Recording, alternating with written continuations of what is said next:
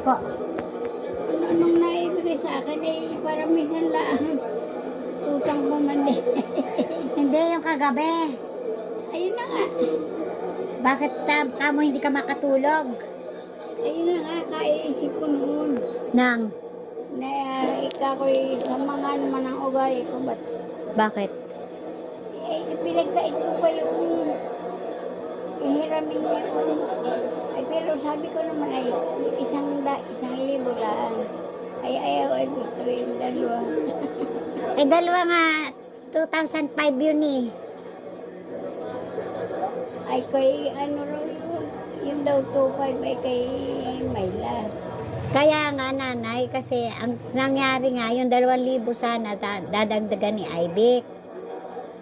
Yung kay Mayla, yung 2,000. Sabi ni Mayla, kunin mo muna kay Lula yung 2,000 kong binigay at papalitan ko sa 20.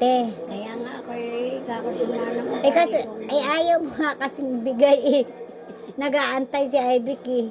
Kaya, ay nakakaya ka dyan. Kaya sabi namin, nako, Ibik, mahirapan tayo niyan, matatagal ka. Ay, di ba nagmamadali at may sakit daw si Hailey? Ay, ilang beses naman ako inihahatid na sa ospital. Sama ako ay. Mahingat ako nakatulog rin. Tagal, magana na ako matulog. Kaya pala, igiyos kayo ng giyos. Nani, huwag ka na mag-isip. Ah, Huwag ka na pong mag-isip. At nag-usap na si Mayla at saka si Ibik. nakausap na. Oo. Sinabi ko nga sa Jessica, nababasa mo naman siguro. Sabi niya, ay dapat pala, sabi nga ni, nagbibiro nga si Mayla. Sana pala pinaduplicate ko yung pinaduplicate ko yung 2,000. Pinalaminate yung 2,000. Para yun nalang panago ni nanay, ni Lola. Ba't yun ilang maalaala kung sumayong kayo ay kung ano ka Bakit ba nanay, hindi mo ba naintindihan yung paliwanag namin? Ha? Hindi mo ba naintindihan yung paliwanag namin nung kukunin yung 2,000 sa'yo? Ayaw pa. Wala nang walang iniisip. Bakit ako'y alam kung ako'y masama. Hindi naman nanay, ano ka ay? Ayun naman talaga yung pera mo. Pera mo talaga naman yun, bigay ni Mayla.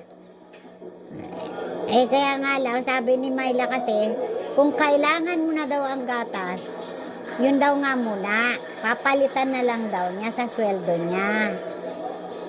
Kaso nga, para makabili sana ng gatas. Nakabili na nga si Ibik. Kaya di ang ginawa, si Ibik na lang ang babayaran ni Mayla. Ayos na yun, ay. Ayos na, tapos na. Hindi ka na masama. Ay, ako nga nagsasabi ng masama yun na. Ginawa ko yun. Hindi na nga po ikaw masama at tapos na. Naibigay niya yata ni Mayla. Sa 20. Willing naman maghintay si Ibik. Nasa lupa nga si Jan eh. Mahuli nga eh kay tayo na. Ay, dulo ka hindi lang. Matandang eh.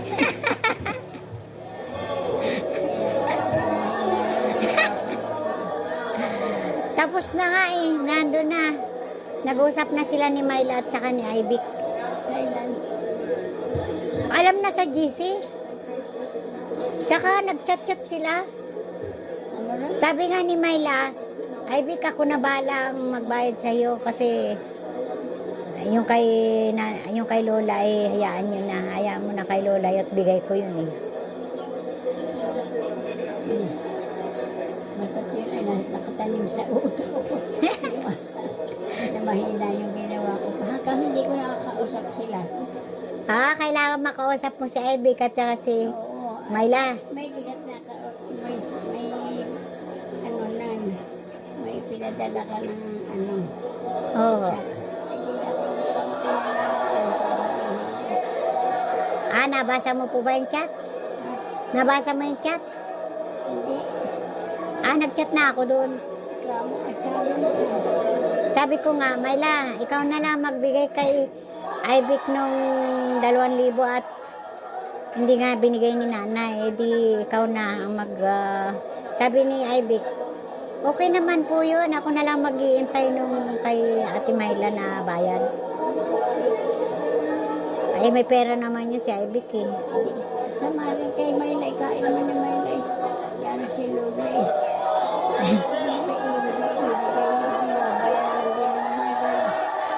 Ha? Kasi may akala ko ito pa yung tumabayaran ng taon.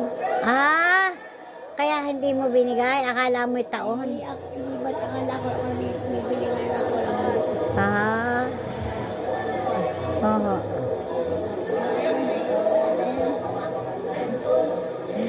Ayos na kay Myla, hindi naman nakakayari kay Myla at yun may talaga binigay sa'yo. Wala naman na siyang pakialam kung anong bibili mo dyan sa binigay sa'yo.